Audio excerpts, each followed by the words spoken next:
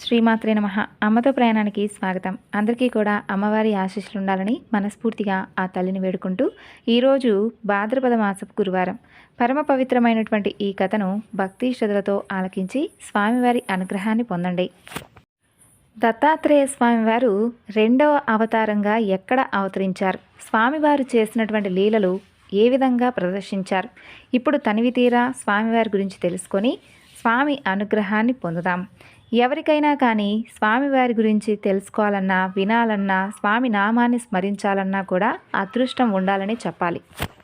మహారాష్ట్రలోని కారంజా అనేటటువంటి ఒక గ్రామంలో ఒక సద్బ్రాహ్మణుడు ఉండేవాడు. అతనికి ఒక కుమార్తె జన్మించింది. తల్లిదండ్రులు ఆమెకు అంబా అని నామకరణం చేస్తారు. ఆమెకు పూర్వజన్మ సంస్కారం వలన చక్కని సౌశీల్యంతో పాటుగా శివభక్తి కూడా ఎక్కువగా ఉండేది. అలా ఆమెకు యుక్త వయసు రాగానే మాధవ శర్మ అనేటటువంటి ఒక బ్రాహ్మణుడికి ఇచ్చి వివాహం చేస్తారు వారి తల్లిదండ్రులు. అతను కూడా మంచి శివభక్తుడు. ఆ ప్రాంతంలో ఉన్నటువంటి స్మార్తులకు శివవ్రతం చేసుకునేటటువంటి అలవాటు ఉండేది. కాబట్టి వారిని శివవ్రతులు అంటారు. పూర్వజన్మ సంస్కారానికి తోడు ఈ జన్మలో భర్త యొక్క సత్సాంగత్యం వలన ఆమె ప్రతిరోజు కూడా సంధ్యా సమయంలో శివపూజ, భర్తతో కలిసి శని ప్రదోష పూజ, శని త్రయోదశి నాడు విశేషమైనటువంటి ఇంకా పూజలు చేస్తూ ఉండేది. అలాగే విశేషించి ఆ అంబ తన భర్తను సూర్యుని ఛాయాదేవి వలె విడనాడకుండా సర్వోపచారాలు చేసుకుంటూ ఉండేది. అలా 16 సంవత్సరాలు గడిచిన తర్వాత అంబ గర్భవతి. మాధవ శర్మ సకాలంలోనే చక్కగా పుంసవనాది కార్యక్రమాలన్నీ కూడా నిర్వర్తిస్తాడు. నెలలు నిండిన తర్వాత మహామహిమాన్వితమైనటువంటి ఒక మంచి శుభలగ్నంలో ఆ అంబకు ఒక మగబిడ్డ కలుగుతాడు. ఆ పిల్లవాడు పుట్టగానే అందరి పిల్లల వలె ఏడవలేదు. అయితే స్పష్టంగా ప్రణవం కూడా ఉచ్చరిస్తాడు. అది విన్నవారందరూ కూడా విపరీతమైనటువంటి ఆశ్చర్యానికి గురవుతారు. జ్యోతిష్య శాస్త్ర విద్వాంసులు అతని జాతకం చూసి, మాధవ శర్మ, నీ భాగ్యం పండిందయ్యా, ఈ శిశువు సాక్షాత్తు భగవంతుడే అనుకో. అసలు ఇతను మనవలే గృహస్థాశ్రమం కూడా స్వీకరించడు.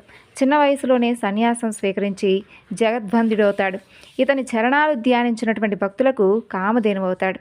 ఇతని దర్శనం చేతనే పతితులు పావనులవుతారు. ఇతనిని కన్నందువలన మీకు కీర్తి, అలాగే గొప్ప ప్రతిష్ట, దివ్య సుఖాలు లభిస్తాయంటూ దైవజ్ఞులందరూ కూడా చెబుతారు. ఇక మాధవ శర్మ ఆ విద్వాంసులందరినీ కూడా ఘనంగా సత్కరించి వారికి తాంబూలాలతో ఘనంగా వారికి ఇవ్వవలసినటువంటి అన్నీ కూడా ఇచ్చేసి సత్కరిస్తాడనమాట. ఇక వారు సెలవు తీసుకుంటూ, మాధవ శర్మ, ఈ బాలుడికి చక్కగా అన్నీ కూడా అలవడతాయ్యా, నవనిధులు కూడా పరిచారకులు అవుతారంటూ ఆశీర్వదిస్తారు. ఆ బాలుడు పుట్టిన వెంటనే ప్రణవం ఉచ్చరించినటువంటి సంగతి అంతా కూడా వాడవాడలా పాకిపోయి అతన్ని చూడటానికై జనం ఇసుక వేస్తే రాలనంతగా వస్తారు. అయ్యో, ఈ విధంగా జనం వచ్చేసరే, పిల్లవాడికి ఏమైనా దృష్టిదోషం తగులుతుందేమోనని చెప్పి తండ్రి రక్షాబంధనం చేయిస్తాడు. తల్లి అతనికి ఉప్పు, మిరియాలు, ఇలా ఎండుమిరపకాయలు ఉంటాయి కదా, వాటితో పాటు ప్రతిరోజు కూడా దిష్టి తీస్తూ ఉండేది. తర్వాత ఒక శుభముహూర్తంలో ఆ పిల్లవాడికి శాలగ్రామదేవ అనేటటువంటి పేరు పెడతారు. కానీ ఇంట్లో మాత్రం అందరూ అతన్ని నరహరి అనుకుంటూ పిలుచుకుంటూ ఉండేవారు. నరులంటే అజ్ఞానబద్ధులైనటువంటి మానవులని అర్థం. హరి అంటే మానవుల యొక్క అజ్ఞానం కలిగినటువంటి దైన్య తాప పాపాలను పోగొట్టేవాడు అని అర్థం. ఆ పేరు ముందుగానే ఆయన అవతారమూర్తి అని చెప్పి మనందరికీ తెలిసిన విషయమే. బలహీనంగా ఉండడం వలన అంబ వద్ద పిల్లవాడికి చాలనటువంటి పాలుండే కాదు. ఇక పిల్లవాడి కోసం ఒక దాదిని కానీ పాడి మేకను కానీ ఏర్పాటు చేయాలని చెప్పి ఆ దంపతులు ఆలోచిస్తూ ఉంటారు. ఆ పిల్లవాడు తన చిన్నారి చేతులతో తల్లి యొక్క వక్షస్థలాన్ని అలా స్పృశిస్తాడు. వెంటనే ఆమెకు స్తన్యం పెళ్ళుకి 32 దారులుగా కారి నేలపై పడతాయి. ఆ విషయం మరలా అందరికీ తెలిస్తే మరలా బిడ్డకి దిష్టి తగులుతుందని చెప్పి అంబ ఆ లీల గురించి రహస్యంగా ఉంచుతుంది. ఇక ఆ పిల్లవాడు ఉయ్యాల్లో పడుకోబెడితే ఏడ్చేవాడు, నేల మీద పడుకోబెడితే చక్కగా ఆడుకుంటూ ఉండేవాడు. ఆ విధమైనటువంటి లీలలు ఎన్నో జరిగినప్పటికీ కూడా తల్లి మాత్రం వాటిని ఎవరికీ కూడా చెప్పకుండా ఎవరితో కూడా ప్రకటించలేదు.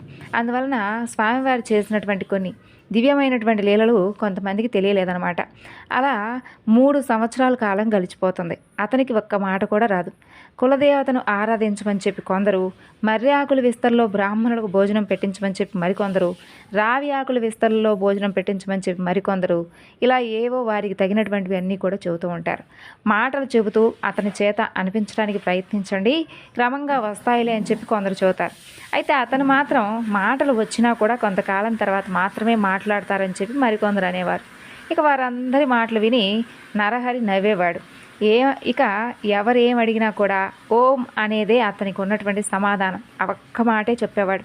ఇక ఆ సంగతి విని కొందరు పెద్దలైతే ఇతను మన మాటలు చక్కగా వినగలుగుతున్నాడు కాబట్టి ఇతనైతే చెవిటివాడైతే కాదని చెప్పి స్పష్టమవుతుందని చెప్పేవారు.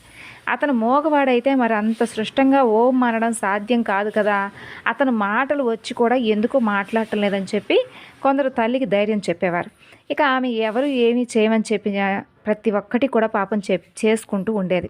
ఇక తమ కులదైవమైనటువంటి దత్తాత్రేయ స్వామివారికి ఇంకా ప్రత్యేకమైనటువంటి పూజలు చేసేది.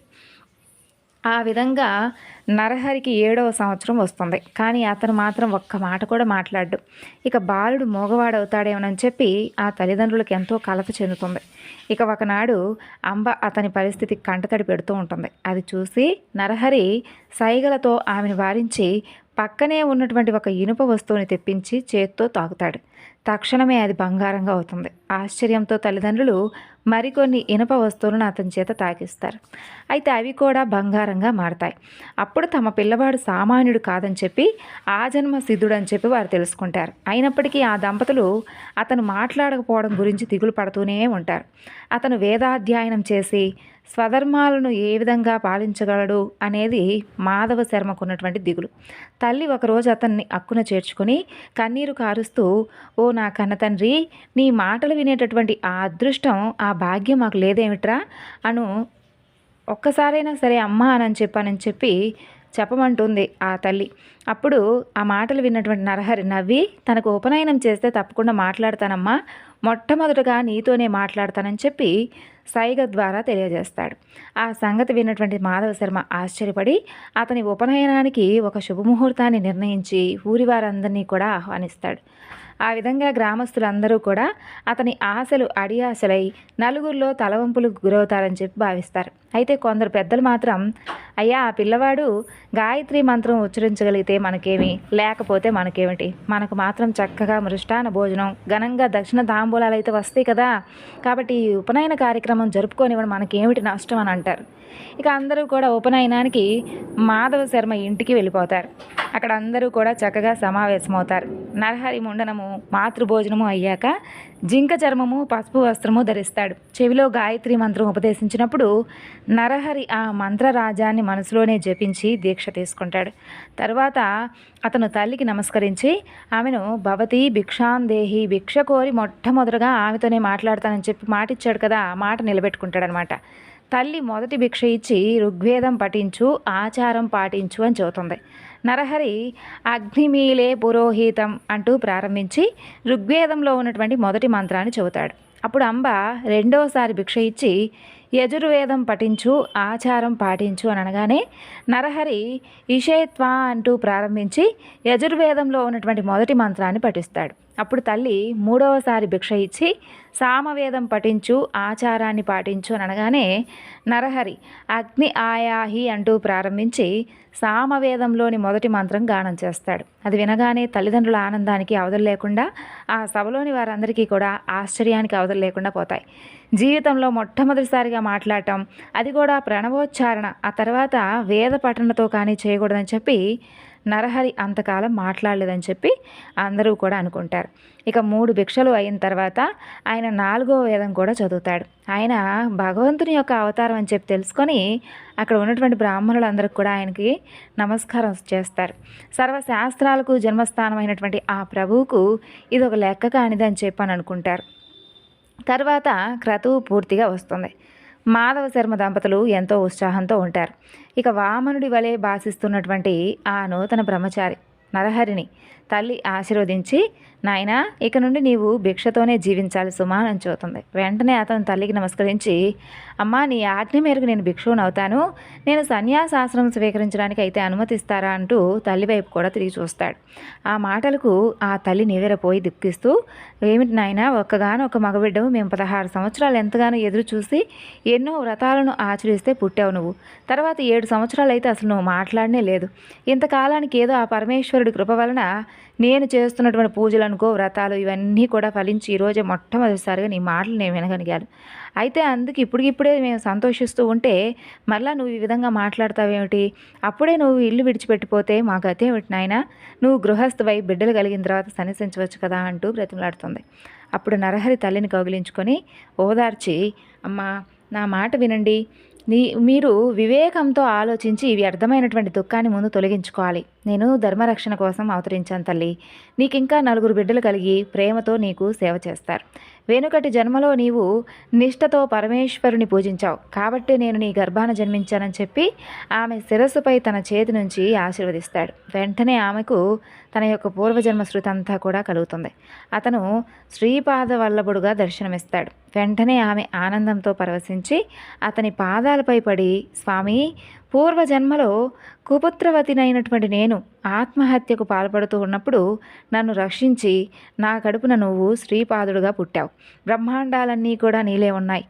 అట్లాంటి నీవు నా గర్భాన పుట్టినందువలన నా యొక్క భర్త వంశము, పితృవంశము కూడా పావనమయ్యాయి అని చెప్పి మాట్లాడుతూ ఉంటుంది. అప్పుడు స్వామివారు ఆమెను లేపి, అమ్మా, ఈ పూర్వ వృత్తాంతం వెల్లడి చేయవద్దు, ఎవరికి కూడా చెప్పవద్దు. నీకు ఒక రహస్యం చెబుతాను, దీనిని మాత్రం గుప్తంగా ఉంచు. నేను సంసారం అంటున్నటువంటి సన్యాసిని. నేను చేయవలసినటువంటి తీర్థాటనం అలాగే మొదలైనటువంటి ఎన్నో కార్యక్రమాలు ఉన్నాయి తల్లి. అవి నేను ప్రకటించడానికి వీలు కానివి, రహస్యమైనవి. కాబట్టి ఈ కర్తవ్యం నాకు ఎలాగో తప్పదు. కాబట్టి నేను ఇంట్లో ఉండటానికి వీలు పడదు. కాబట్టి తల్లి అనుమతి లేనిదే ఏది కూడా స్వీకరించకూడదు కదా. కాబట్టి నువ్వు అనుమతిని ఇవ్వమ్మా అని అడుగుతాడు.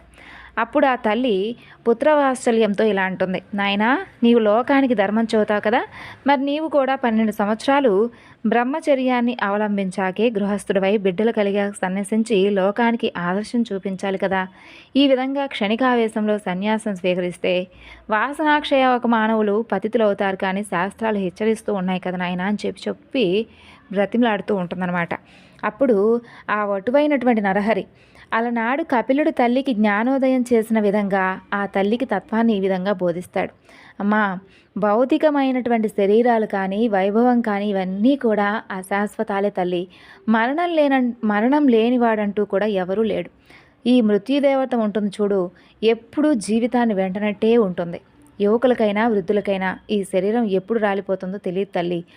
కాబట్టి అప్పిచ్చినవాడు తానిచ్చినటువంటి గడువు ఎప్పుడు తీరుతుందా అని లెక్క పెట్టుకుంటాడు చూడు. ఆ విధంగా మృత్యుదేవత కూడా మానవుల జీవిత కాలాన్ని లెక్క పెడుతూ ఉంటుంది. రాత్రి పగలు అనేవి మానవుని యొక్క ఆయుర్దాయాన్ని ఎగరగొట్టుకొని పోతూ ఉంటాయి. ఈ శరీరం, భార్య, బిడ్డలు, గృహము, ధనము, జీవితం ఇవన్నీ కూడా అశాశ్వతం అని చెప్పి మర్చిపోయి కేవలం అవే ముఖ్యం అనుకొని జీవించేవారు పశువుల వంటివారు. కాబట్టి ధర్మాచరణం ఒక్కటే మానవుల కర్తవ్యం. అలా కాకుండా మృత్యువును జయించిన వారు మాత్రమే నువ్వు చెప్పినట్లుగా విరామంగా జీవించవచ్చు. కానీ మానవులు కొద్ది నీరు మాత్రమే ఉన్నటువంటి సరస్సులో చేపలంటి వారు. ఆ కొంచెం నీరు ఇంకిపోయాక ఇక వారి గతేమిటి చెప్పమ్మా? మరి ఈ కలియుగంలో మానవుడికి 100 ఏళ్ళు ఆయుర్దాయం, అందులో సగకాలం నిద్రలోనూ, బాల్యము, పరాధీనత వల్ల ఇలా కొంతకాలం ఎలాగో గడిచిపోతూ ఉంటుంది. మరి ఇలాంటి జీవితంలో ప్రార్థించేటటువంటి సంపద క్షణకాలం నాడే వాడిపోతుంది. కాలచక్రం గర్భంలో పిండాలను, శిశువులను, బాలులను, యువకులను, విఘ్నులను, దేవతలను ఇలా సర్వ జీవులను కూడా మింగేస్తుంది. దేని మీదైనా కానీ మమకారం పెట్టుకోవడం ఆత్మవంచన అవుతుంది, దుఃఖాన్ని కొని తెచ్చుకోవడం అవుతుంది. బయట ఉన్న చూడు ఈ చర్మం, లోపలేమో మాంసం, ఎముకలు, రక్తం. మరి ఈ శరీరం నీటి బుడగ వంటి తల్లి.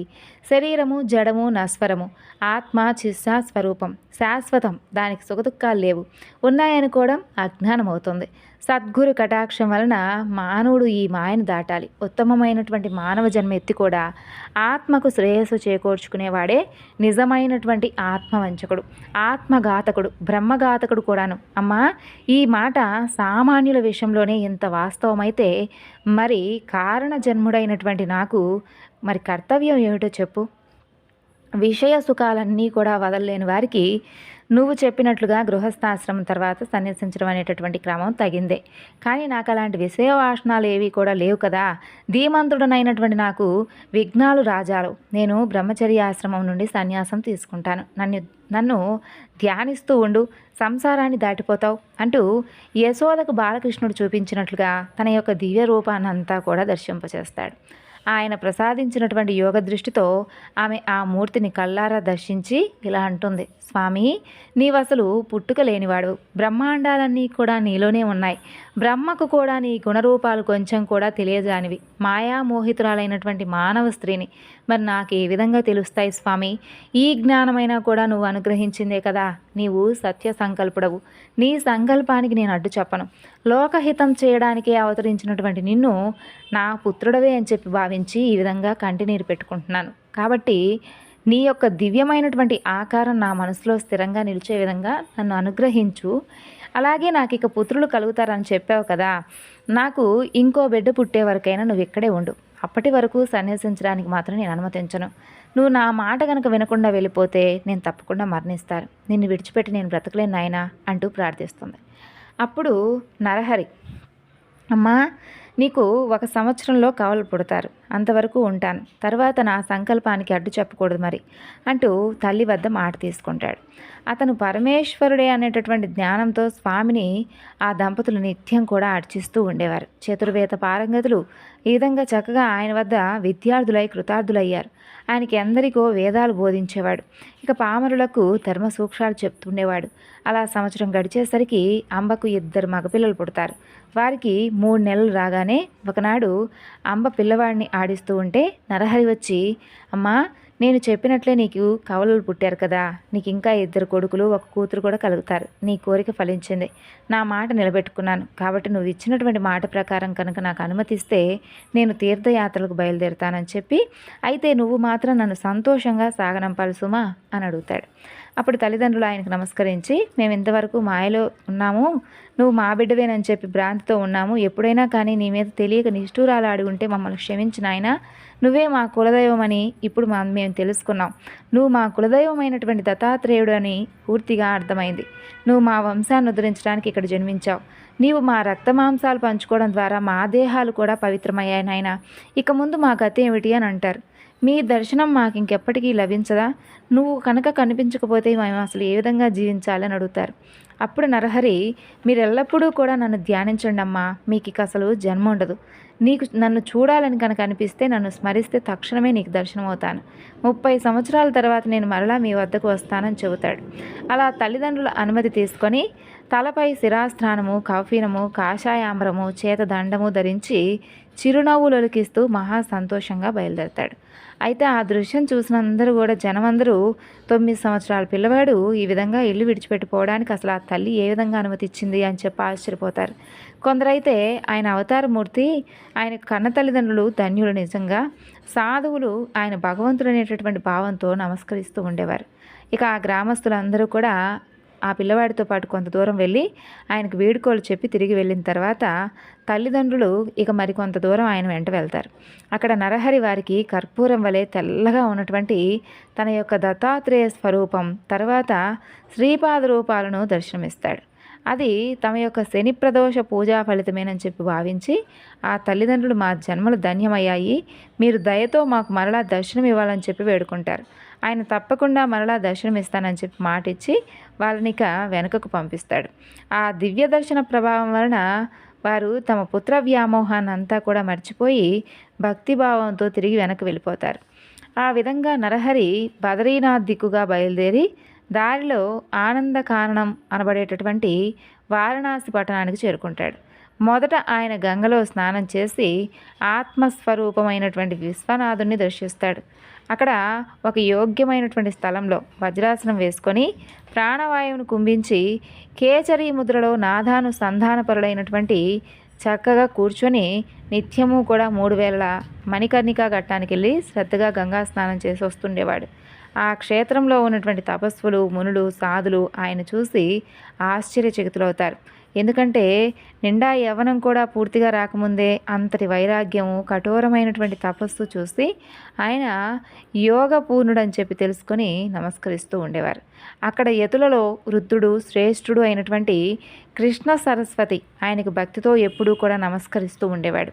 ఆయన సాక్షాత్తు అవతార పురుషుడని, సన్యాస మార్గాన్ని పునరుద్ధరించడానికి ఆయన ఈ విధమైనటువంటి సన్యాసాన్ని లోకోద్ధారణ కోసం మాత్రమే ఈ విధంగా సాధకుడిగా తపస్సు చేస్తున్నాడు.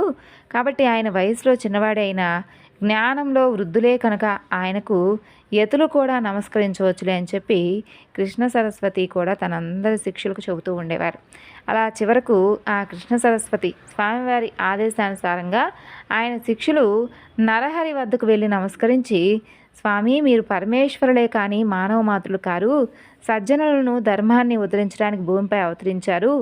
ఆదిశంకరులు స్థాపించినటువంటి సన్యాస మార్గం దాదాపు లుప్తమైంది. దానిని మరలా మీరే నిర్దిష్టం చేసి విస్తరింపచేయాలి. అధికారులు కాని వారికి ఈ మార్గం భయంకరమైంది అయినప్పటికీ బుద్ధిమంతులకు మాత్రం సులభంగా ఆత్మానందం ఇచ్చేటటువంటి సన్యాస మార్గాన్ని మీరే పునరుద్ధరించాలి. సన్యాసులమైనటువంటి మేము ఇప్పుడు మిమ్మల్ని సేవిస్తే లోకనింద ఏర్పడుతుంది. కాబట్టి మీరు కూడా సన్యసిస్తే మేము కూడా మీ సేవ చేసుకుంటాం అని చెప్పి ప్రార్థిస్తాడు. అప్పుడు నరహరి వారందరి ప్రార్థనలు కూడా మన్నించి సాంప్రదాయమైనటువంటి సముద్ధరణ కొరకు కృష్ణ సరస్వతి పాదాలను గురువుగా స్వీకరించి శాస్త్ర పద్ధతిలో వారి వద్ద సన్యాసం స్వీకరిస్తాడు. అప్పుడు గురువు ఇచ్చినటువంటి దీక్షానామం ఏమిటి అంటే నృసింహ సరస్వతి అనేటటువంటి నామాన్ని ఇస్తాడు. తర్వాత ఆయన కొంతకాలం కాశీ పట్టణంలో ఉండి మానవులందరికీ కూడా 4 పురుషార్థాలను ప్రసాదించగలిగినటువంటి వేదార్థాన్ని చక్కగా భక్తులందరికీ కూడా ప్రవశించి చెప్తాడు. అంతవరకు స్వామివారి కథ అంతా కూడా శ్రద్ధగా వింటున్నటువంటి నామధారకుడు అనేటటువంటి స్వామివారి భక్తుడు నాకు ఒక సందేహం కలుగుతుందని చెప్పి తన యొక్క గురువుని అడుగుతాడు. స్వామి, విశ్వగురుడైనటువంటి ఈ స్వామి దత్తాత్రేయుడికి ఇంకొకరు గురువు ఏ విధంగా కాగలడు? కృష్ణ సరస్వతి అసలు గురువు ఎలా అయ్యాడు? గురువును ఆశ్రయించి ఆయన సాధించవలసింది ఏముంది చెప్పండి? ఆయన గురువులకే గురువు కదా అని అడుగుతాడు. అప్పుడు నామధారకుని యొక్క గురువు సిద్ధయోగి ఈ విధంగా చెబుతాడు. పూర్వం శ్రీరామచంద్రుడు వశిష్ఠ మహర్షిని, శ్రీకృష్ణుడు సాందీపని మహర్షిని గురువులుగా ఏ విధంగా అయితే స్వీకరించాడో దత్తాత్రేయ స్వామివారు కూడా కృష్ణ సరస్వతి అనేటటువంటి అతన్ని గురువుగా ఎన్నుకున్నాడు. ఇందులో తప్పే ఉంది? ఈ గురు సాంప్రదాయం ఆనాది కాలంగా వచ్చేది. దీనికి మూల పురుషుడు సదాశివుడు, ఆయన శిష్యుడు విష్ణువు, విష్ణువుకు శిష్యుడు బ్రహ్మదేవుడు. ఆ తర్వాత గురు పరంపర ఈ విధంగా కొనసాగుతూ వచ్చింది. బ్రహ్మదేవుడి నుండి వశిష్ఠుడు, శక్తి పరాశరుడు, తర్వాత వ్యాసుడు, శుకుడు, గౌడపాదుడు, గోవింద భగవత్పాచార్యులు, శంకర భగవత్పాదులు, విశ్వరూపుడు, బోధజ్ఞానగిరి, సింహగిరి, ఇవందరూ కూడా గొప్పగా ప్రసిద్ధికెక్కినటువంటి గురువులే కదా. మరి స్వామివారు కూడా దత్తాత్రేయ స్వామివారిగా ప్రసిద్ధికెక్కి నృసింహ సరస్వతి అనేటటువంటి రూపంలో అవతరింపబడ్డాడు. తర్వాత స్వామివారు స్వయంగా పవిత్రులే అయినప్పటికీ అనేక పుణ్యతీర్థాలు కూడా దర్శిస్తూ చివరికి బద్రికాశ్రమానికి చేరుకున్నాడు. తర్వాత ఆయన మేరు పర్వతానికి ప్రదక్షిణంగా సంచరిస్తూ సర్వక్షేత్రాలన్నీ కూడా దర్శిస్తూ పుణ్యతీర్థాలలో స్నానం చేస్తూ శిష్యులందరితో కలిసి గంగాసాగర సంగమం కూడా చేరాడు. ఆయన మొదటగా గంగకు ప్రదక్షిణ చేసి ప్రయాగ వరకు తటాక యాత్ర కూడా చేశాడు. అది కూడా గంగా ప్రదక్షిణతో సమానం. అందుకే ప్రయాగను కూడా గంగాసాగరం అంటారు. ప్రయాగలో వారికి ఎంతోమంది శిష్యులు అయ్యారు. ఆ క్షేత్రంలో మాధవుడు అనేటటువంటి బ్రాహ్మణుడికి స్వామివారే స్వయంగా తత్వం ఉపదేశించి సన్యాసం ఇచ్చాడు. కాబట్టి ఈ స్వామివారి కథ అంతా కూడా విని పులకించిపోయినటువంటి నామధారకుడు సిద్ధమునికి నమస్కరించి, స్వామివారి గురించి ఎంత విన్నా కూడా తనివి తీరడం లేదు. నా పరిస్థితి లేత పచ్చికను చవి చూసినటువంటి ఆకలిగా ఉన్న ఆవు వలె ఉంది. నేను ఎంతో అల్పజ్ఞుడిని. నాకు ఇప్పుడిప్పుడే అన్నీ తెలుసుకుంటున్నాను. అజ్ఞానం వలన భ్రష్టుడనై నేను ఎన్ని కష్టాలు కొని తెచ్చుకున్నానో అసలు. ఇవన్నీ కూడా స్వామివారి గురించి వింటుంటే నా అజ్ఞానాంధకారంలో దారి కనిపిస్తుంది నాకు ఇప్పుడు. కాబట్టి మీరే స్వామివారి రూపంలో నాకు తారసపడ్డారు. నిజంగా స్వామివారు అసలు ఎంత లీలాపరుడు, ఎన్ని లీలలు చూపించాడు. ఈ విధంగా స్వామివారి గురించి తమరు చెబుతూ ఉంటే నేను పులకించిపోతున్నాను. స్వామి ఆజ్ఞ లేనిదే స్వామివారి గురించి వినాలన్నా, స్వామివారి లీలల గురించి మననం చేసుకోవాలన్నా అంతటి అదృష్టం ఉండదేమో అని అంటాడు. అప్పుడు సిద్ధయోగి ఎంతో సంతోషించి అతని శిరస్సుపై చేయి పెట్టి, నాయనా, నిజం చెప్పాలంటే నీ జన్మ ధన్యమైందనే చెప్పాలి. నిజంగానే స్వామివారి అనుగ్రహం కలగకపోతే స్వామి నామాన్ని కానీ స్వామివారి లీలలు కానీ మననం చేసుకోలేం.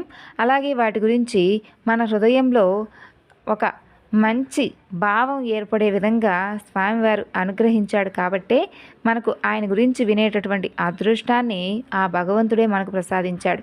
కాబట్టి నీవు తరించడమే కాకుండా నీతో పాటు వారికి ఎవరికైనా కానీ సాటి వారికి కూడా స్వామివారి గురించి తెలియజేయి. అప్పుడు నువ్వు ఇంకా తరిస్తావు. నీవు అడుగుతుంటే నాకు కూడా ఎంతో ఆనందం కలుగుతుంది. ఎందుకంటే నీవు అడిగే కొద్దీ నాకు కూడా స్వామివారి లీలలు మననం చేసుకున్నట్లుగాను ఉంటుంది. అలాగే స్వామి నామాన్ని పదే పదే తలుచుకుంటూ ఆయన చేసినటువంటి లీలలను అనుభూతి చెందుతూ నీకు వివరిస్తుంటే నా ఆనందానికి అవధులు లేవు నాయన అని చెప్తాడు.